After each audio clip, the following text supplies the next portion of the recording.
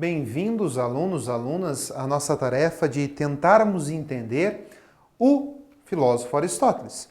Percebemos que o filósofo Aristóteles ele diverge um pouco do seu professor, o Platão, nos apresenta aquela sequência de conceitos que eu peço encarecidamente que vocês se aprofundem, conceito de ato e potência, a ideia da metafísica, que é um assunto extremamente complexo, mas ao mesmo tempo necessário aos nossos dias atuais. Dessa vez, nessa aula, sobretudo, nós vamos adentrar a lógica e a ética de Aristóteles. Assim como Platão, Aristóteles também trabalhou com os conceitos de lógica e de ética. Vamos então primeiro começar com os nossos exercícios reflexivos, a partir das questões. Quais são as regras que definem a forma correta de elaborar um raciocínio? O que é ser feliz? O que nos faz feliz? São duas questões que vão abordar o contexto ético e o contexto também lógico do próprio Aristóteles. Será que as formas como nós nos posicionamos, a nossa fala, o nosso posicionamento através da fala precisa seguir uma lógica, uma sequência correta? Será que nós conseguimos identificar quando um determinado argumento ele é falho, ele é mentiroso, observando a lógica da frase? E são esses os contextos que o Aristóteles nos tem a apresentar hoje. Dentro da lógica, então, nós encontramos um Aristóteles que se preocupa com o modo correto de se falar. Mas a gente não está falando só do modo gramatical, do modo sentencial a ser falado. A gente está falando de uma argumentação que seja válida, de uma argumentação que seja verdadeira, de uma argumentação que provenha de um exercício filosófico de lógica muito forte e que possa ser colocado como desenvolvimento dentro da perspectiva aristotélica.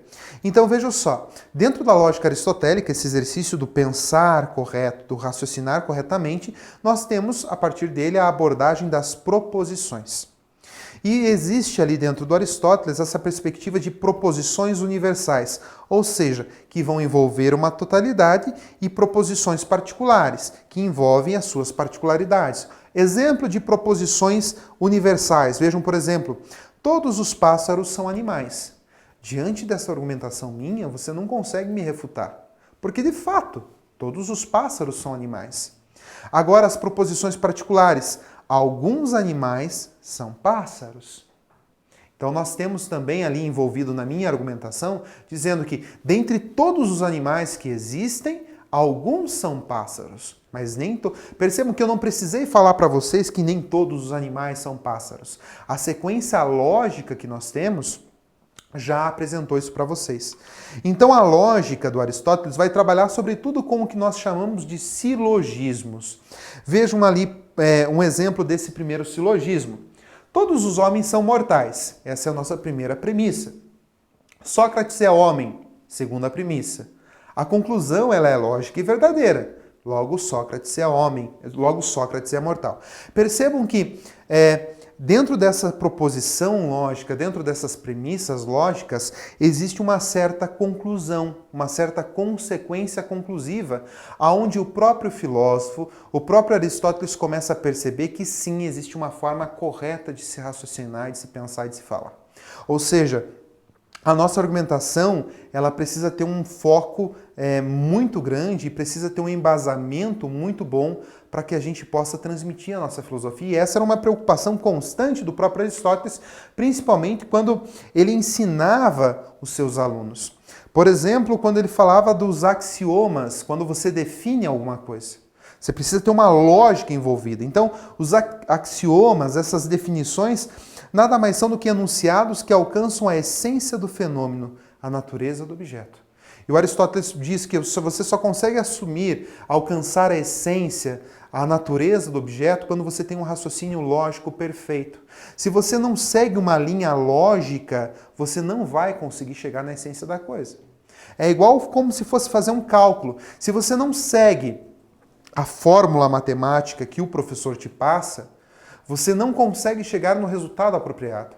Você precisa seguir aquele caminho, você precisa seguir aquele método para que a resposta ela se apresente até você. Para que você possa entender que aquela resposta é coerente com a tua fórmula matemática. Não é tomar qualquer caminho. É como se nós fôssemos da nossa casa ao shopping. Não é qualquer caminho que nós precisamos tomar. Existe um caminho correto para se chegar lá.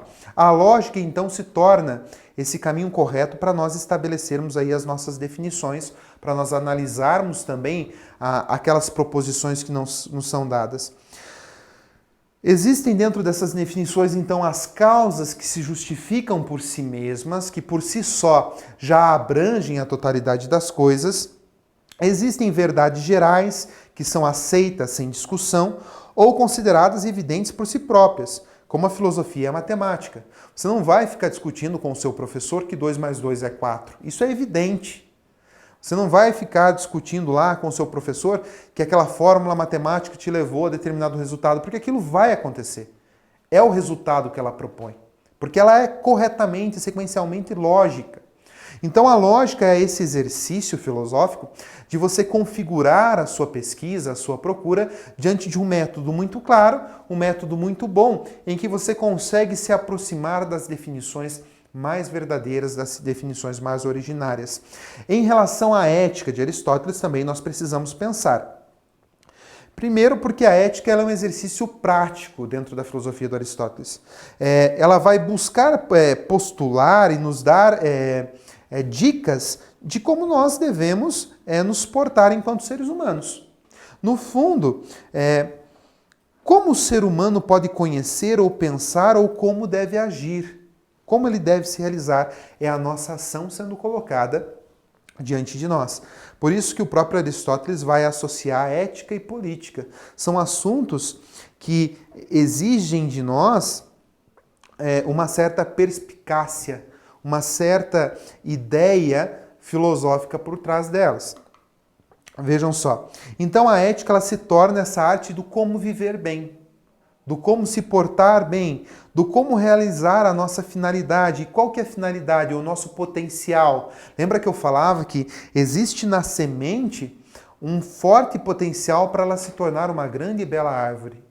Existe em você um forte potencial para que você se realize enquanto advogado, enquanto médico, enquanto professor, enquanto, de repente, um motorista.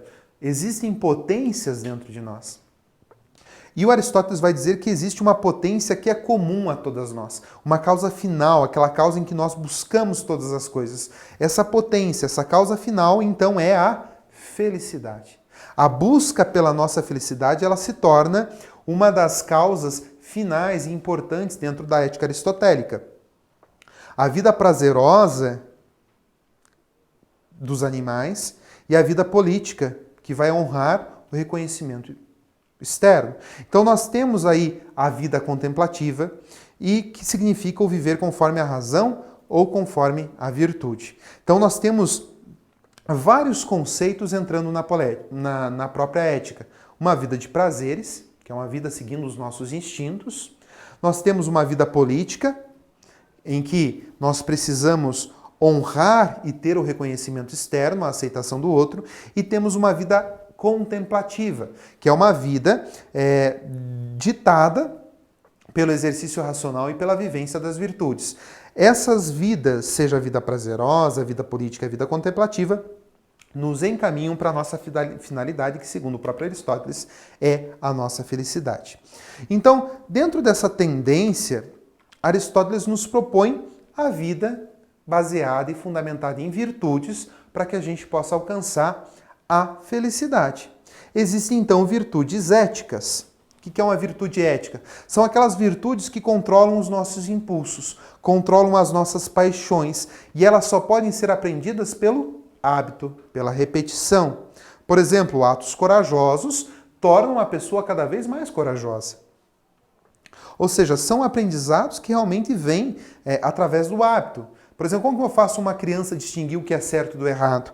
Eu preciso ensiná-la, ela precisa se habituar com aquilo, de que o ato que ela faz é correto ou é errado. Nós temos então as virtudes intelectuais. Se nós temos as virtudes éticas, que são virtudes práticas, temos também as virtudes intelectuais. Essas virtudes, elas provêm da nossa racionalidade, da nossa alma. Assim como o próprio Platão, O Aristóteles admite a existência de uma alma. A alma que atue de modo prático dentro do nosso ser. Ou seja, esses conhecimentos, essas virtudes intelectuais, eles estão dentro de um contexto racional, dentro de um contexto de alma. E eles nos possibilitam conhecer o que há de mais elevado. Ou seja, é um conhecimento que não vem pelo hábito, mas vem pelo exercício filosófico de refletir. E é aí que nós chegamos a uma outra ideia bem legal do próprio Aristóteles, que é a virtude do meio termo. Nós precisamos ali encontrar o meio termo nas nossas ações éticas. Ou seja, a gente não pode cometer o vício por falta, nem o vício pelo excesso. Ou seja, determinadas situações nos proporcionam que a gente possa entender essa virtude pelo meio termo. Vejam só. Uma pessoa que segue a ideia da temeridade. Uma pessoa temerosa é uma pessoa que não tem medo de nada. Ao mesmo tempo, uma pessoa amedrontada, medrosa, é uma pessoa que tem medo de tudo. No meio termo dessas duas situações eu encontro o quê? Uma pessoa corajosa. Uma pessoa corajosa, ela está na virtude do meio termo porque ela não é aquela pessoa que não vai ter medo de nada, mas ao mesmo tempo é uma pessoa que não vai ter medo de tudo. Ou seja, ela consegue equilibrar as suas paixões. Vejam só, a alimentação é extremamente benéfica, é uma necessidade para nós. Mas quando em excesso, nos causa um sério dano.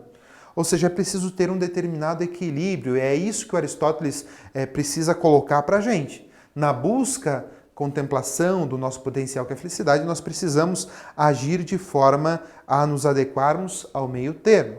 Nós temos, então, dentro da ética, a ação moral, que se traduz em ações voluntárias, né? São escolhas e decisões que nós abrangemos no nosso modo de agir. Nós temos as ações involuntárias, que vêm através de uma coação, nós fazemos coagidos ou por pura ignorância.